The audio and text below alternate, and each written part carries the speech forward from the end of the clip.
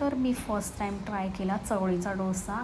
इतका healthy, tasty आणि एकदम कुरकुरीत असा डोसा झालेला गाईज.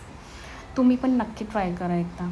तर गुड मॉर्निंग गाईज, डे आहे 91 आणि पाऊस बघा नुसता मुसळधार चालू आहे.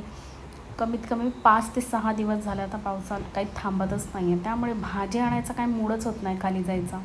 तर मग काय मुगाची डाळच बनवली टिफिनसाठी आणि चपात्या.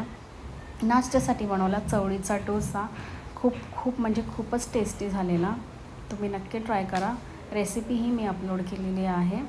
आणि घरी बसून कंटाळा आला म्हणून घरची डस्टिंगच केली, थोडी साफसफाई केली आणि झोपून वगैरे गेले. आणि संध्याकाळी काही बनवायची पण इच्छा नव्हती म्हणून मसाले भातच बनवला, म्हणजे फ्राय राईस बनवला. तर असा होता गाईज माझा दिवस. तुमचा दिवस कसा होता कमेंट बॉक्समध्ये नक्की